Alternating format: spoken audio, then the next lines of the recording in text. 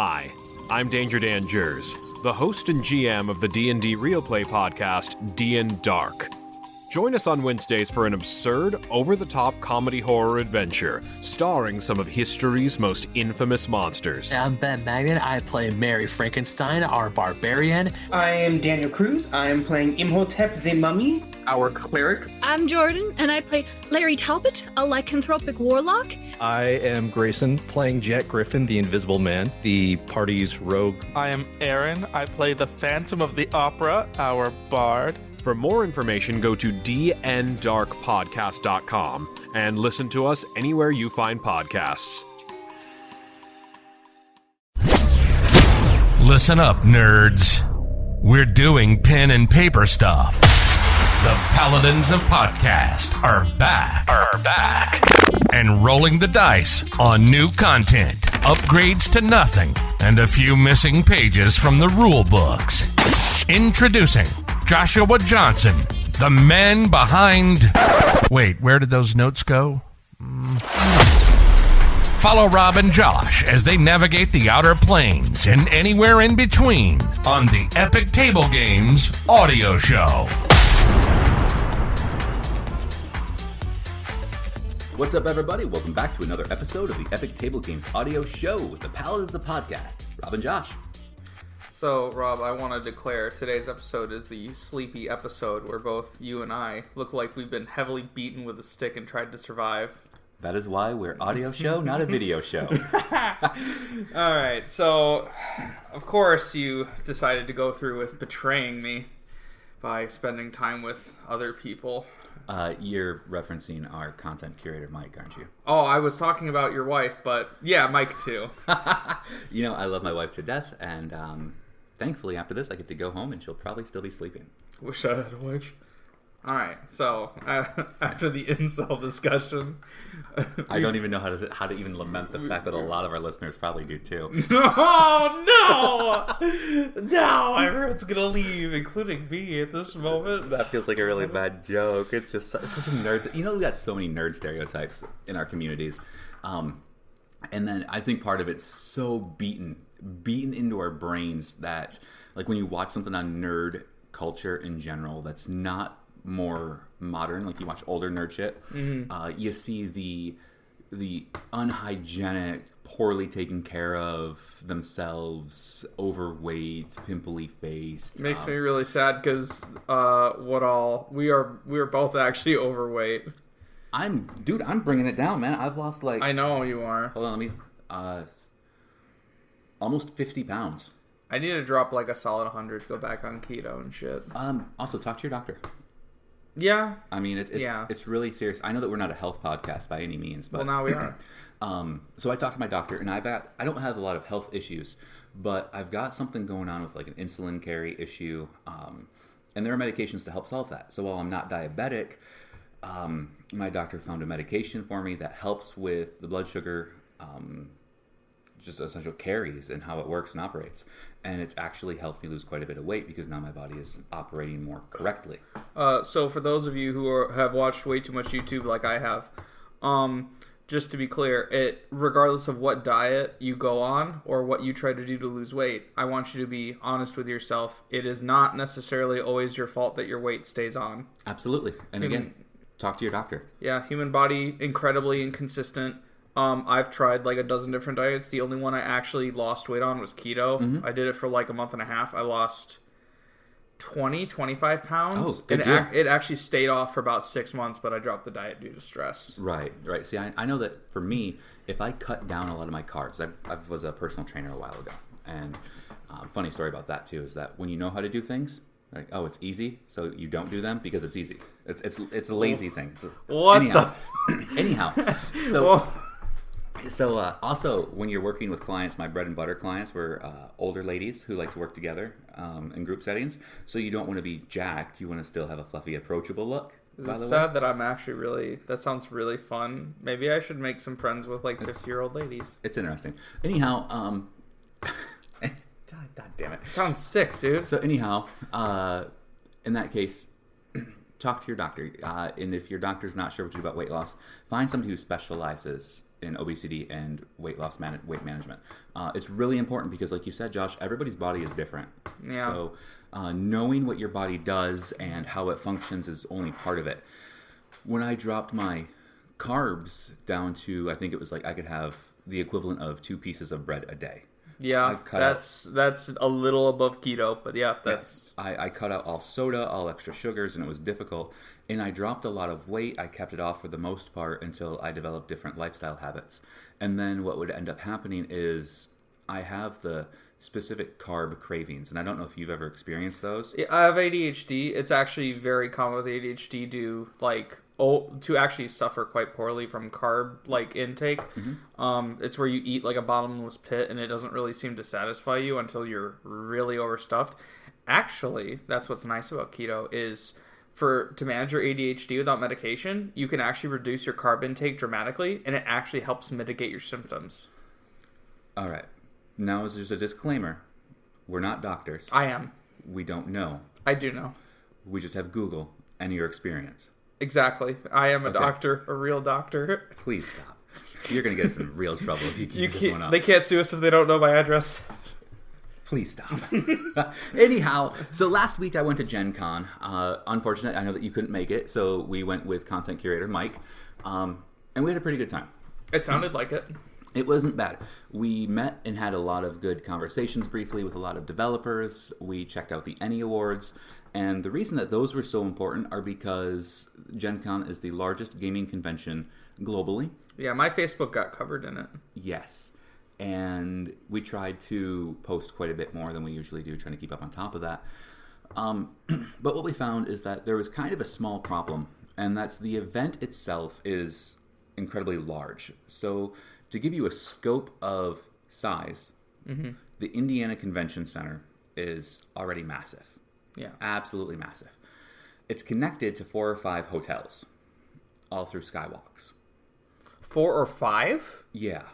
The Marriott, what the is JW Marriott, 2 other expensive What ones. is the attendee count? Are we talking like pre-COVID levels? Up to 75,000. Holy Jesus Christ. Yeah, I went to YomaCon once and I thought that was kind of big. Yeah, so we're talking enough attendees essentially to fill a small city. Jeez. All right, so if you were in, for example, one hotel and your next event that you wanted to go to was in a different hotel, they like to end events about 10 minutes prior to the hour. Usually things are about an hour long.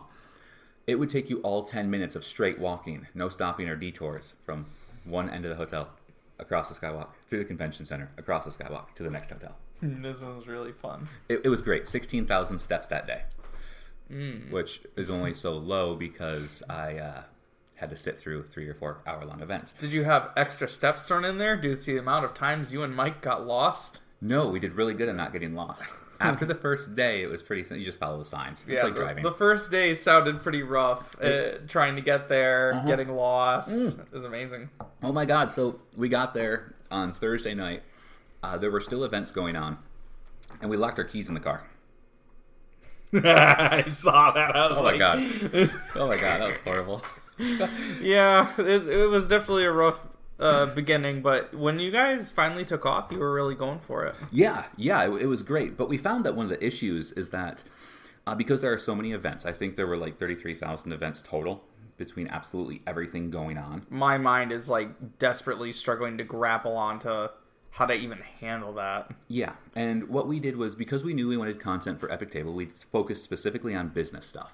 So it was seminars where we could get news, where we could go to events and, world building things, try to get other perspectives, trying to develop I guess you could consider a more rounded world view on DMing skills, player skills, world building skills, things that allow you to really jump in, dive in, and get your hands dirty with the craft.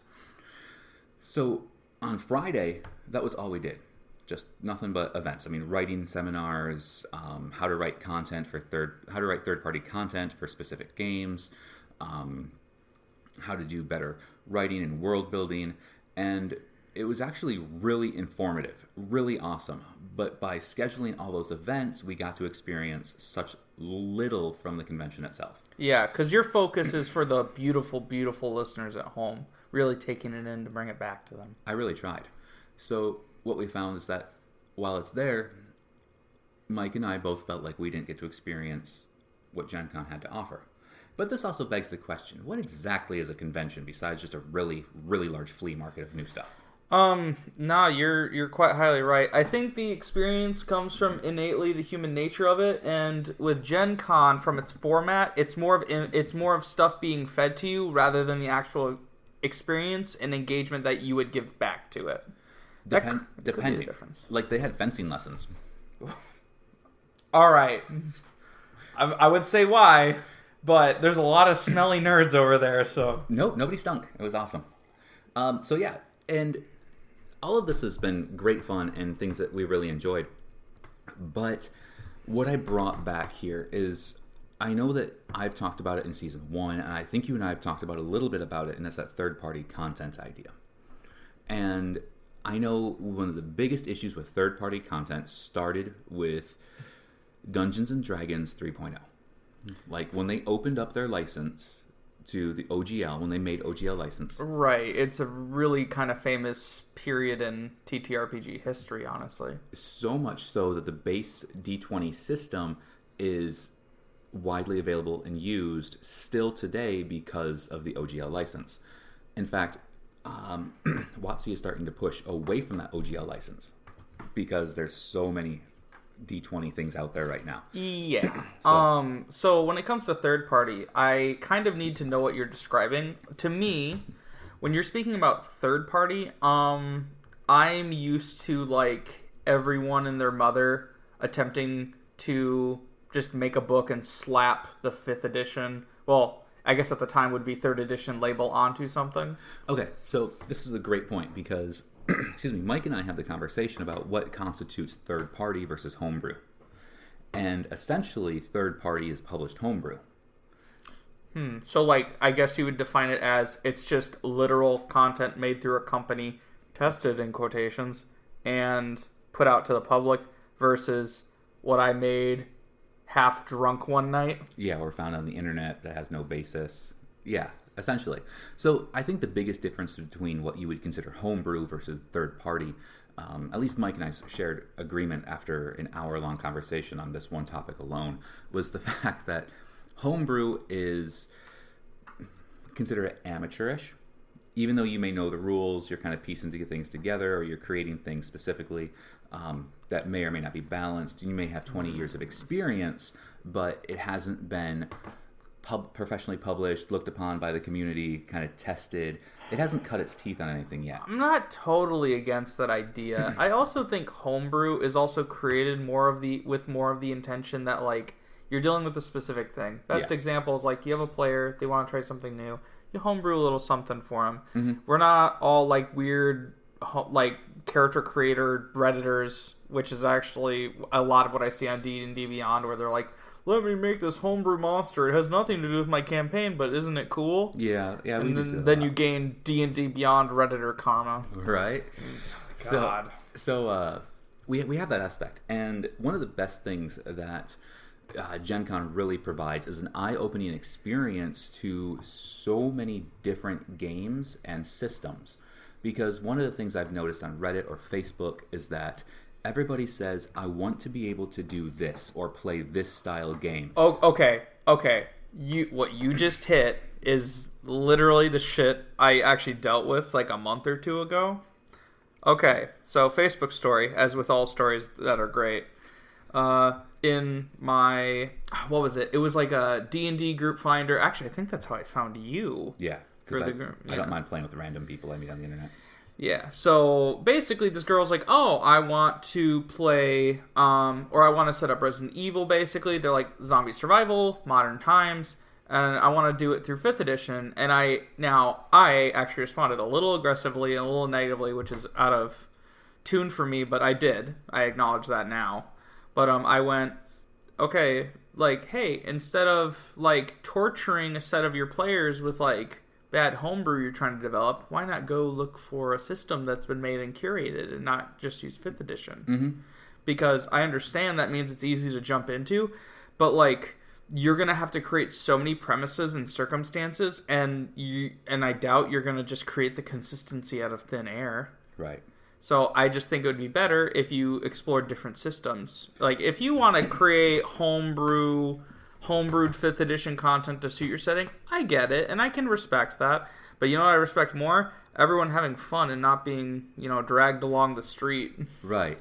And what you're really lamenting here is something I also feel strongly about, is the fact that there are systems that have been designed and developed that do certain things better than other systems. So we've talked about off mic, things such as combat are heavily influenced and integral to the way Dungeons and Dragons or Pathfinder have been set up. Which I actually think that can be considered quite negative. It can be. And imagine taking one of those games and stripping out that huge portion of it. I mean, you're essentially cutting off half of the rulebook. Yeah, that's why I actually struggled with the Konosuba RPG, because it essentially butchers your combat. I actually I'm working on a blog post for that. That'd be great. I think the audience listeners would really enjoy seeing something like that, because you've talked about that before. Yeah, it's like I'm trying to play chess, and it's like trying to play chess but taking out the actual idea that you're competitive with it. You're trying to play chess in an aspect you almost don't even tackle or consider, because when I play D&D, mm-hmm. if you wipe away 90% of its content, which is combat based, yes, I can play that last 10%, but I am not comfortable or used to it. I look at it like just primary social interactions. Yeah. And social interactions are great. I love role play. I love story building. I love storytelling. So I don't necessarily need the combat. I almost do. It's like I almost can't live without it. It's very strange for me. A lot of people need the combat, and a lot of people are addicted to dice rolls. Yeah. And they like rolling lots of dice, and combat is a way to do that. I stop mentioning dice. I don't trust you. Hey, I love dice. I've got a huge collection. I got a treasure chest of dice. Are you telling the listeners that, or are you telling me that? Because you've told me that many, many times. And... Everybody.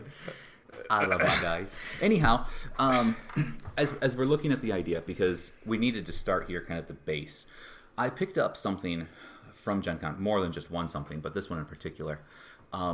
It's Journey to Ragnarok, and I've been looking at this for a long time. Everybody knows that Rob has been looking for a Viking-style game, like badass Viking-style game. And this one really hits all the marks. I mean, it's got horror elements, it's got thematic elements, it's got all the worlds, it's got the gods. And I was looking at it, I'm like, this is what I want to do. This is what I want to build. This is what I want to play. This is what I want to check out. And initially, it started off as a standalone, and then 5e compatible. I'm like, shit. What am I looking at here? Like, what am I going to get myself into? I see where the problem could be. And they ended up going straight 5e compatible. I'm like, it's built off of 5e, and as you were looking through the book just before the show, you kind of gave some rundown too. You said 5e built on 5e, but not a direct 5e. Like, so I want to put a little context to that. Mm-hmm. So for those of you listening, what you are used to when you hear us talking about third-party content, you're essentially bringing up my concept of clones. What's happening is you are taking a piece of content. In reality, it's just reskinned over. Yeah. Ravenica, great example. It doesn't feel like Ravenica because it's just D&D with a slightly different coat of paint. You're losing that flavor and context.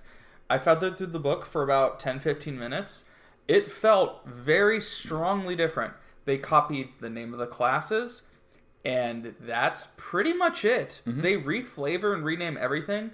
To me, what makes this vastly seem different immediately is I will never be able to play this book and try to adapt normal 5th edition D&D content. I have to play this book and its expansions, and they are their own thing. And that's what I like about it. Same. And this is where I think we start getting away from third-party content, whereas something like Midgard, the world setting by Kobold Press, lays on top of your initial rules, like 5th edition rules, or lays on top of your Pathfinder rules. And they're fun. They're great. But they play congruently. Same problem, though. You're not getting that full flavor of what essentially what Ragnarok is doing. Ragnarok is being actually what you want it to be. Norse mythology with that kind of Viking metal shit going on. Right. But it's so strange. Anytime 5th edition content releases, it doesn't feel like a full step. It feels like they kind of dip their toes in the water, and you're still just playing D&D, and it's not satisfying. Right. And so, as we've talked before about that third-party idea, the Kobold Press Monster Codex 5e is just a big book full of monsters. Okay. Which is awesome. Yeah. It is. That's a strict third-party that integrates right into every 5e campaign you can ever have. We use the same rules, same stat blocks, same formats, the whole deal. Mm-hmm. And I know that everybody kind of hates that third-party aspect. Like, I don't want anything third-party, and then they'll go buy this third-party book. Mm-hmm. Boom. Here's my bestiary. And I'm like, all right, well, let's try to define something more correctly or appropriately here. And as we look and we say, yeah, third-party is published content from other publishers that are not the primary game you're playing. I'm going to lament that right here because WotC and Paizo are not the only two publishers around. What? What do you mean? So, dramatic pause. Anyhow, everybody plays Dungeons and Dragons or Pathfinder because they're the two biggest.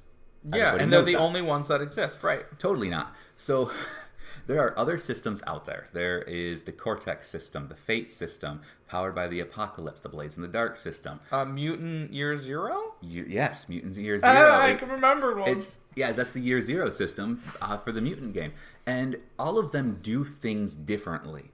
If you want a heavy role-playing game, we just talked about stripping out combat. You want something heavily role-playing, there are better systems for it. Yeah, you don't have to butcher D&D to it. I don't want to say butcher, because you're not necessarily butchering D&D. You're just removing the biggest aspect from D&D. Yeah, and it just feels uncomfortable. Mm-hmm. But I think that also leads back into the problem. I think that I want people, ironically, to lean away from the D&D system.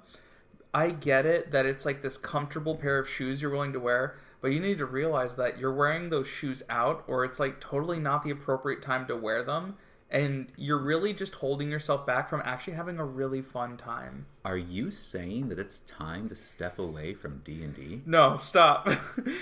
maybe some other time, but not maybe next week or something. I think it's absolute natural progression. I mean, you don't get to the end of content and say, yes, I've succeeded in the content. I mean, the game is always going to be fun. It just performs things differently. And in this hobby, everybody has so many passions and ideas and desires to play certain stories that stepping up into third party is just a half step until you step into a different system. Yeah, so that's where I have to bring up the Year Zero system. As I said, I've played Alien RPG. I've played like up to 8 sessions of it. It is a system that's clearly based around essentially what would be called skill checks in normal 5th edition, but they're played totally different. They feel totally different. Very satisfying reward fail mechanic. Yeah. It is very well suited to RP, and the game wants you to run it RP. And I think that it's successful doing that, but I can totally see myself at a bit of a younger age being like, oh, well, I want to run Alien, but I'm going to run it in 5th edition, and then seeing that it falls apart because the aliens aren't threatening because you're in a combat system that's well-defined, so you can just min-max your way through it. Right, and that's also one of the parts that you have to deal with in a crunchy system with so many rules and everything. You get to the point where rules start to be guidelines, and those guidelines are great when the game is just beginning. Once you hit a certain point, you get to where so many rules are either a hindrance or they allow you to play the rule system, as people say. Yeah. And you can get your min-maxing. And I don't mind min-maxing. That doesn't bother me. We've talked about that. Do you know how Adventures League actually handles that? Min-maxing? Technically, yes. But overall, with so many rules and subsets and books released, they actually have a very specific way of handling it. Apparently, and I'm just quoting this because I just heard this recently, at a lot of Adventurers League tables, the official, unofficial rule is you can create a character using the rule player PB +1, meaning you use the player's handbook reference, and then you can add one book onto that. Okay. And every other bit of content is locked out. Nice. So that means every player could essentially use one additional book, and you could have no repeats. Yeah, so in reality, every character for the next 2-3 years will just be Player's Handbook plus Tasha's, of course, because it added such an absurd amount of content that's not super balanced. Right. Right.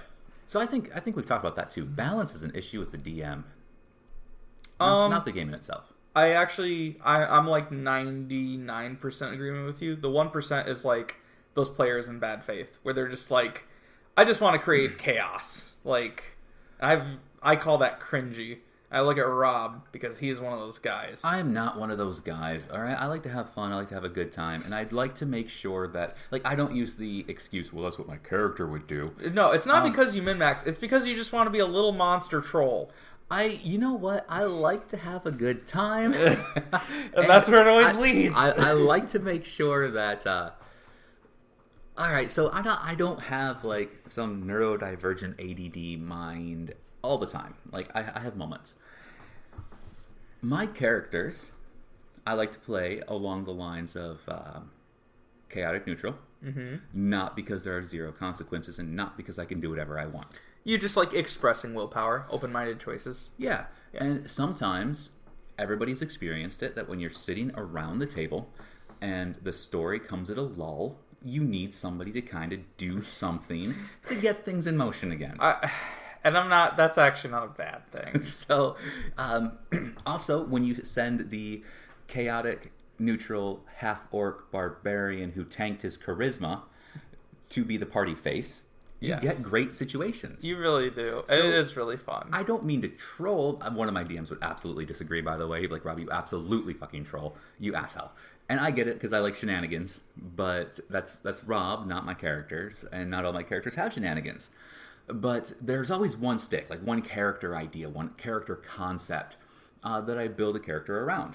So my most famous character, Thull, which I finally gave him a last name and a title. I'll tell you about that after the podcast. What is wrong with you? I will tell you about it after the podcast. God. Because it's actually a really neat idea. Anyhow, so my most famous character, Thull, is kind of chaotic, sporadic, eats everything, bricks, rocks, kind of like a dumb dog, right? Okay. Just eats. And always eating. Doesn't matter what it is. Like, if it can go in my mouth, I'm going to eat it. Essentially. What? So, and he eats when he's bored. He's a very problematic eater. Yeah. I think, in fact, one of the stories is that I was flying upon a griffin and I ate the griffin mid-flight because I was hungry or bored. It was one of them. Like, I was like, shit, you know what? This is dumb, but Thull would absolutely 100% do this. He wouldn't even think about it. Like, chicken wing, gone. So, the idea behind Thull is just he was kicked out of his tribe after a trial of combat to enter manhood, essentially. Mm-hmm. And he lost. He was defeated. He was the only one. He's the weakest person in the tribe. His parents hated him. And he was like, you know what? Screw this. I'm going to be the strongest in the world, ever. And that was his mission. Pure strength. Would stop at nothing to gain strength. So he would do all means hated magic, but totally, if they were like, hey, this magic potion is going to make you stronger. But like, yeah, screw it. I don't. Oh, magic, great. Love magic now. Okay. Okay. You know, he understood the idea of lycanthropy, and he was like, werewolves are strong. So when he got bit by one, he told no one. I was like, I'm bit. Nope. This is gonna work out. I'm the guy who's gonna get everybody else killed because I kept this a secret. Yeah. See, but you're doing it in like a reasonable way. It's right. Your character's interest, like it's their motivation. Right. Nah. So try not to be crazy. I've had other characters. They're still like, I had a monk who took a vow of peace. Nope. I kick you out. Great monk. Love this guy. He was also mute. Didn't talk ever. Yep. No one. You would not survive a day. That character would be gone within literally the first hour of the session. I love how just based on what I'm saying, you're like, I hate this guy. Well, everyone who creates a character who does not talk, you have made probably the worst character ever. They suck inherently. Like, literally by their creation, they suck. The audience can't even see me shaking my head. Nuh-uh. This guy was great. Yeah. So he was a magic caster because I multi-classed, but he was primary monk. Mm-hmm. And he just gave me prestidigitation, which is all I wanted, right? He used it to keep himself clean all the time. And he would only engage in combat if he was attacked first. And he would wreck shit when he did attack. Because that's how I do it. So yeah, I always have a concept behind a character. I don't even know what we're talking about anyway. So far off. We're talking about third-party content. Oh my god. Just like Rob's characters, they are amateur and useless, and will never truly be published. Speaking about that, man. So I have an idea, and I'm going to release this idea.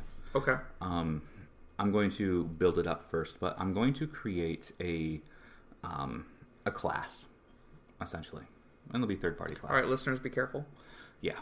And the reason I'm going to create this class is actually specifically based on my character of Thul. And you're like, well, shit. Actually, I think I'm going to go with race first, not class. I'm going to build a race. And the idea behind it is essentially we all have characters that we absolutely love, right? Mm-hmm. Like you've developed a character that just kind of sits with you. Yeah. Everybody does. Yeah. Thul is mine. It just sits. I love Thul. I bring Thul back everywhere. Anytime. And it got me thinking, we have these great character ideas, we have these great character concepts that live with us, and I think D&D characters, they're essentially living characters. They're never quite done, they're always progressing, they're always changing, they're always modifying, they're always being built. And that's what makes a good character. Yeah, I totally agree. So, I've never built a character off of third-party content unless it was specifically for the world I was in or psionics in Pathfinder, which was never official. Psionics was always considered third party. Yeah. Granted, I've played with third party content such as settings that lay on top of rules that run congruently with the rule system, such as Midgard or Freeport, or I just picked up Zodiac something. I don't remember the last part of that right now. So are you talking about building a literal just race from scratch, or pulling the race from third-party content? Because you just referenced third-party content, but I don't know where you were pulling that from. Though I want to make the third-party content that kind of runs congruently with, like some of my favorite additional third-party content. Oh, like you would like to publish something. That is where we're headed eventually. I would like to start publishing in 2023. Not just our content, but other independent game publisher content. But anyhow, pulling from these sources allows you to kind of get a grasp on what works and doesn't work, especially if they've been tested over time. You know, some of the most popular third-party content. And we both have come to an agreement a while back that not all third-party content's bad. No, for sure, no. But eventually, when you start doing what I've been doing and buying systems that lay over top of rules, not to eliminate the rules, but to expand the game world, eventually you got to break outside of the big two and find new systems. Yeah. And that's we've said that, and we keep going back to something random. So my thoughts are so fragmented now. You mentioned possibly time to step away from D&D because there are other things that are doable. And again, I got to see a lot of games that use different systems. One of them I've talked about before, and I finally picked up was Wanderhome. And I am the kick in the door, kill shit, loot the room. That's my play style. I love that.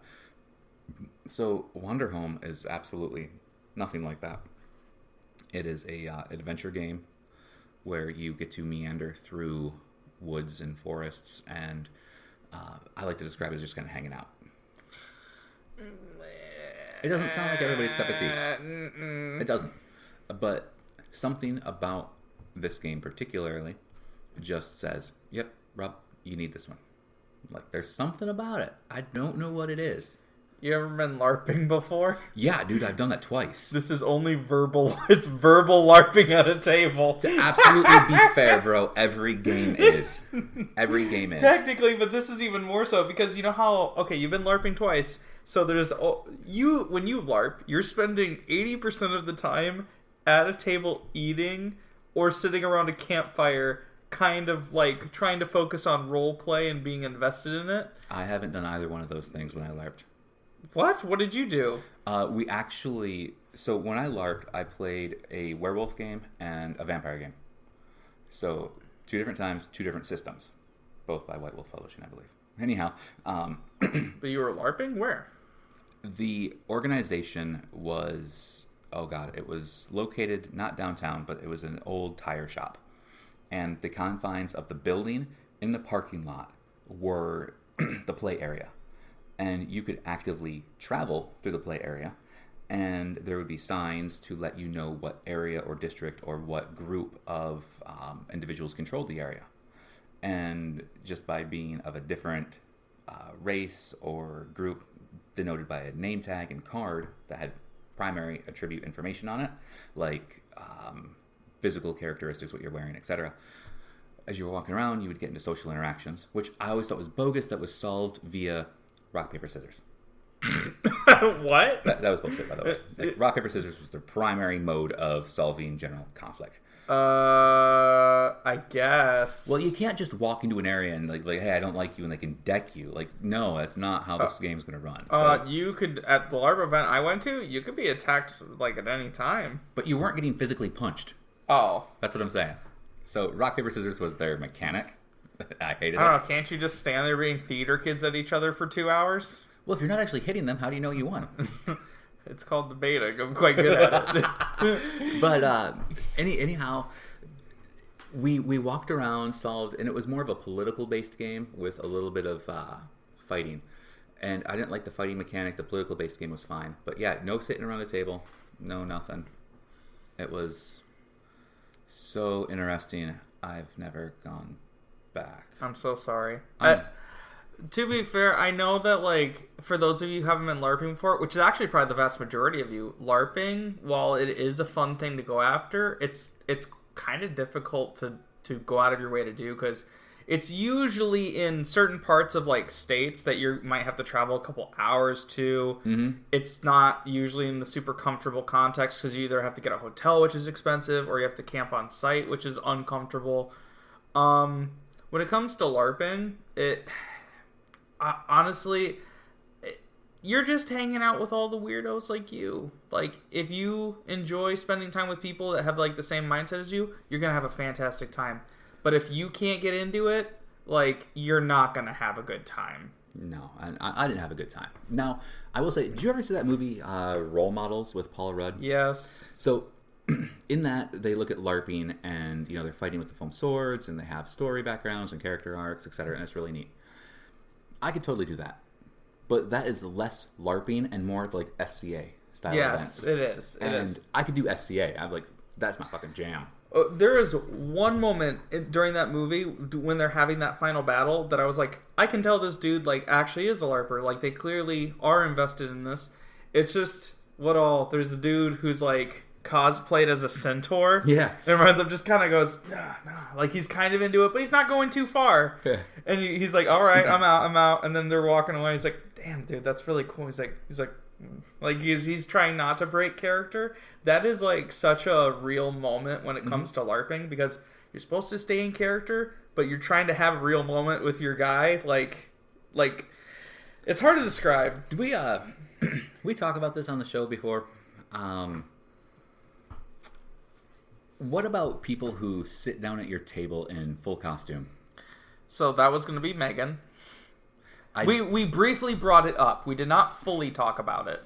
I think to a certain degree, like, so I don't think I always should have my nerd card. I've mentioned this a few times.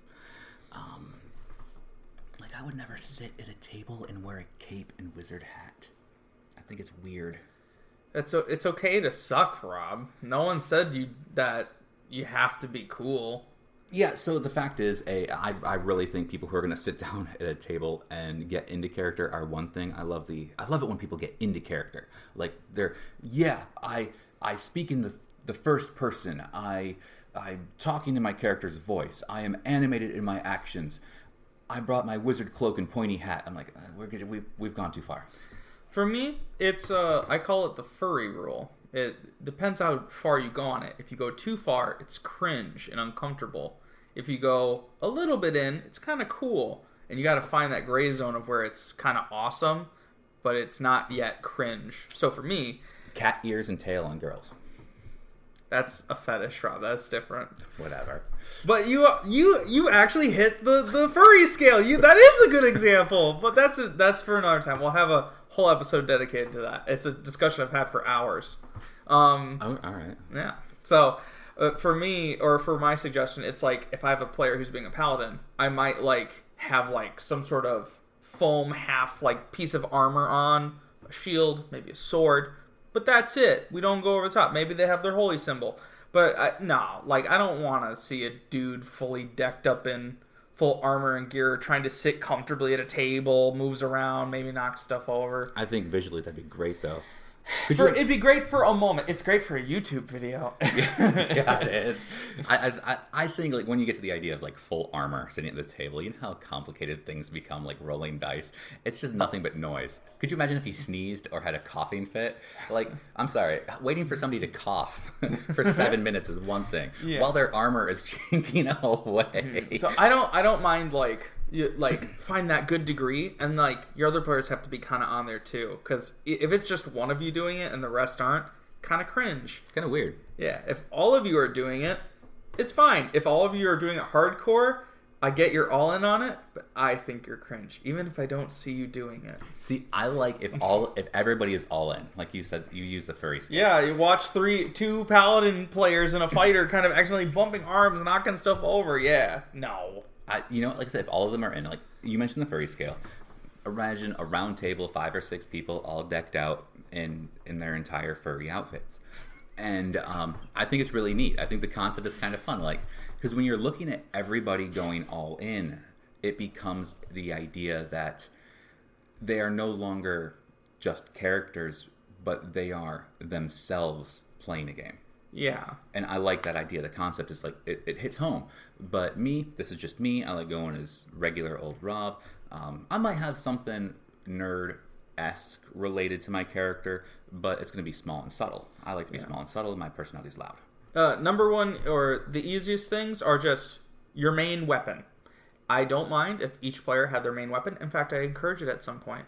Convince all your players to carry their main weapon, like buy a cheap axe or something. Just why not? There's a whole, as part of the hobbyist, this is now the hobbyist episode again.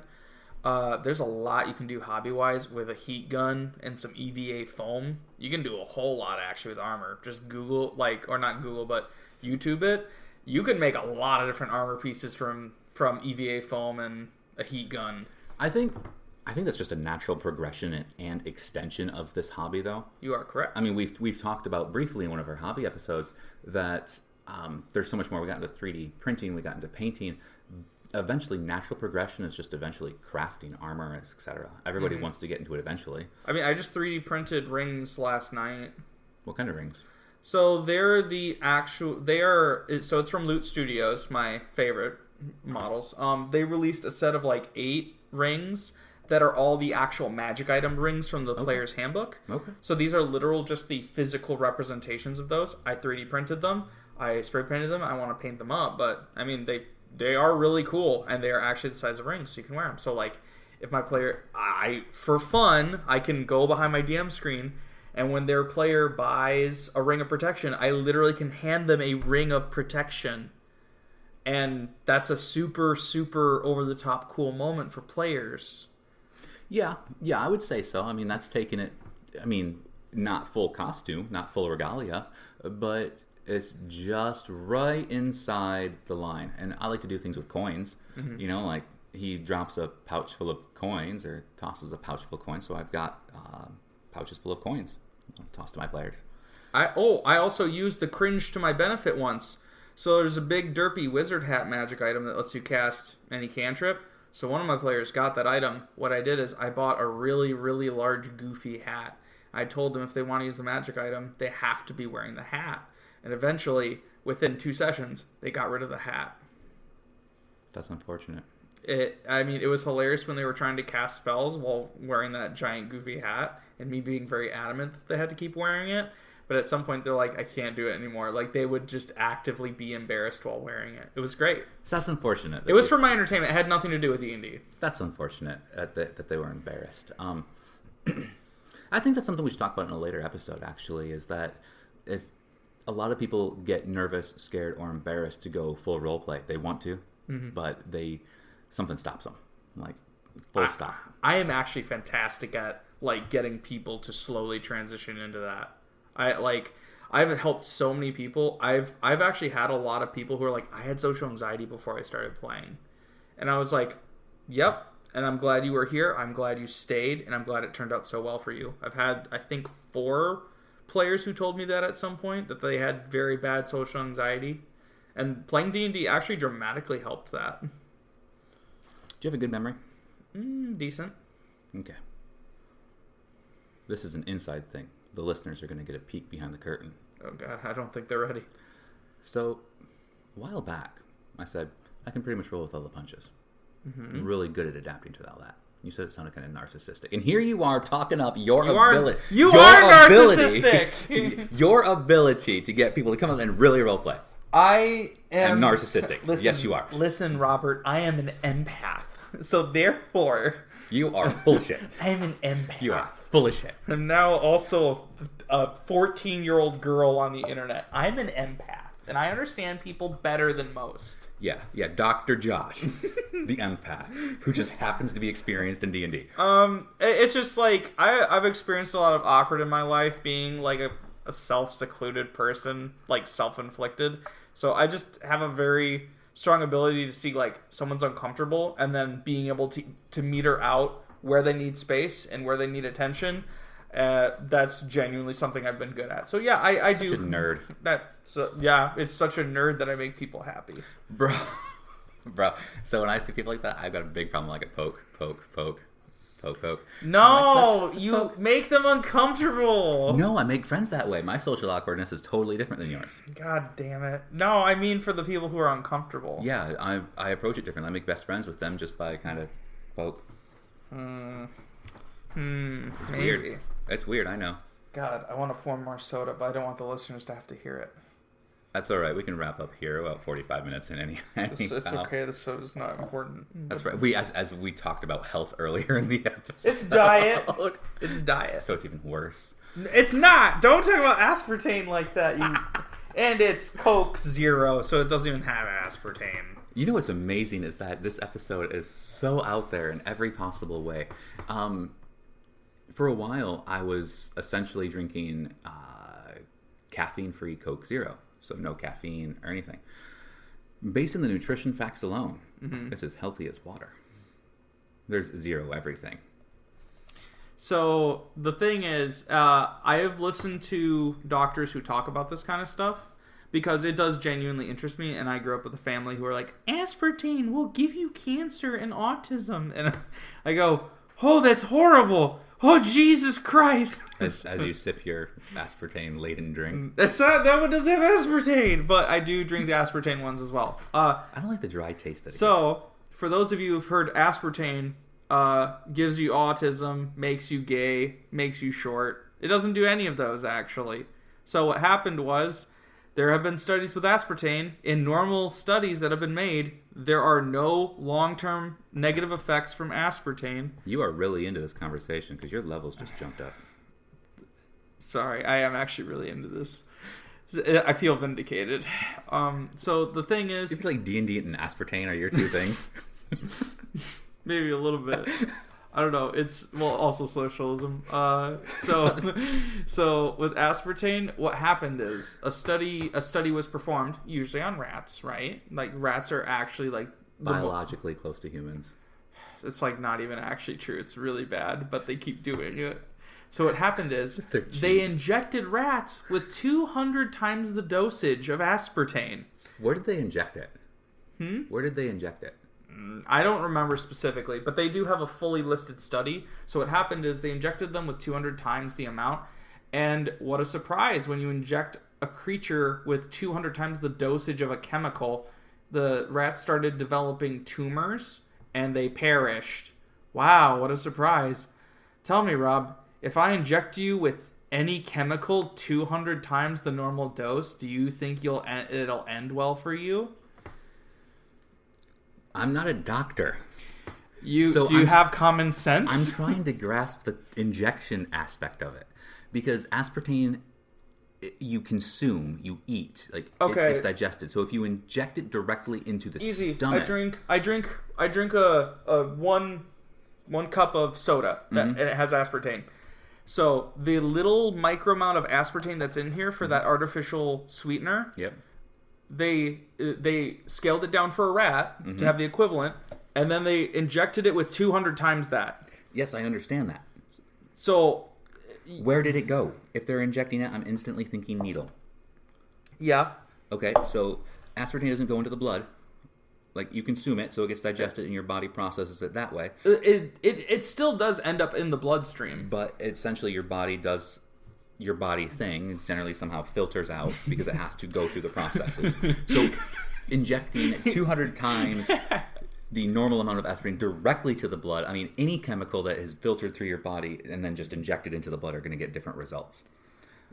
I mean, if they're just putting it into the fat, I mean, I need to know more. I don't know. And you know what? That's a good point. You don't know. And, you know, I can't quite fully remember the study, but you can actually look it up. So what happened was that occurred.